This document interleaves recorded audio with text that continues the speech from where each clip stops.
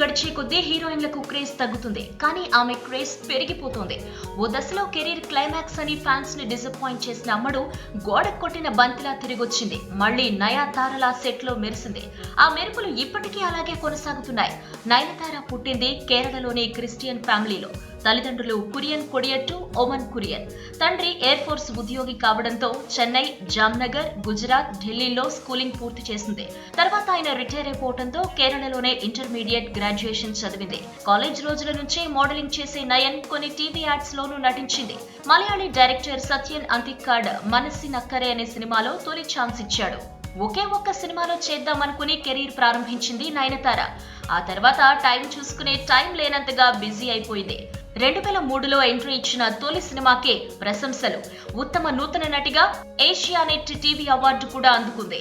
Dubbing cinema చంద్రముఖిలో Tollywood ప్రేక్షకుల్ని ఆకట్టుకుని వరుసగా star హీరోలతో అవకాశాలు సంపాదించుకుంది. ఇప్పుడు ఎంజాయ్ చేస్తున్న స్టార్ స్టేటస్ నయనతారకు ఓవర్ నైట్ వచ్చింది కాదు.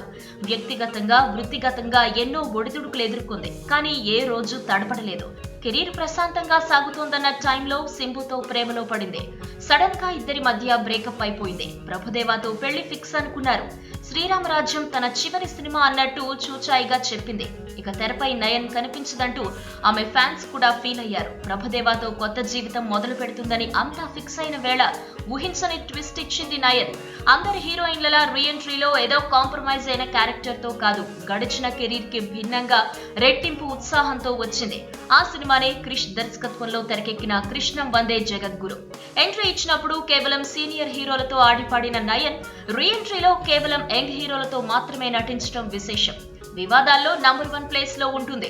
ఇండస్ట్రీలో నయన్ పై ఉన్నన్ని కామెంట్స్ మరే హీరోయిన్ పై ఉండవు, కానీ ఆఫర్లు పెరుగుతున్నాయే కానీ తగ్గడం లేదు.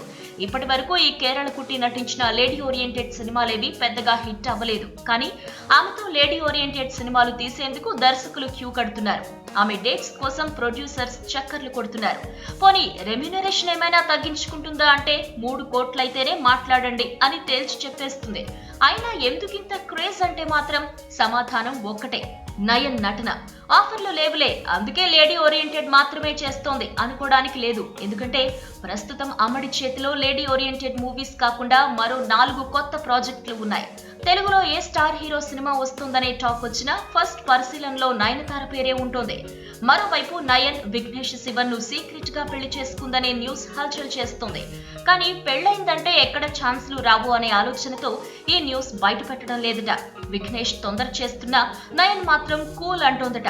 మరి ఇందులో నిజ నిజాలెంతో తెలియదు, కానీ నయన్ ఓ ఇంటిదైతే సంతోషమే. అయితే నయనతారకున్న క్రేజ్ ని దృష్టిలో పెట్టుకుని మోస్ట్ డిజైరబుల్ విమెన్ ఆఫ్ చెన్నైగా 2015-2016లో వరుసగా నయనతారే అగ్రస్థానంలో నిలిచింది. 15 ఏళ్లకు చేరువవుతున్న ఈ దశలో నిజంగా చెప్పాలంటే ఫేడ్ అవుట్ అయిపోయి అవకాశాల కోసం వెతుక్కోవాల్సిన టైంలో వరుసగా 2 సార్లు మోస్ట్ డిజైరబుల్ విమెన్ ఆఫ్ చెన్నైగా నిలిచిందంటే మాటలా? ఇప్పటి వరకు లేడీ ఓరియంటెడ్ మూవీస్ లో నటించిన హీరోయిన్లు ఎంతమంది ఉన్నా అప్పట్లో విజయశాంతి తర్వాత అలాంటి క్రేజ్ మళ్లీ నయనతారే సొంతం చేసుకుంది. మొత్తానికి నయనతార జోరు చూస్తుంటే నార్త్ లో విద్యా బాలన్లా, సౌత్ లో నయన్ లేట్ వయసులో ఘాట్ స్టార్డమ్ సొంతం చేసుకుందని చెప్పొచ్చు. ఈ వీడియో మీకు నచ్చినట్టయితే లైక్ చేయండి, షేర్ చేయండి. మరిన్ని ఇంట్రెస్టింగ్ వీడియోస్ చూడడానికి మా ఛానల్ కు తప్పక సబ్స్క్రైబ్ అవ్వండి.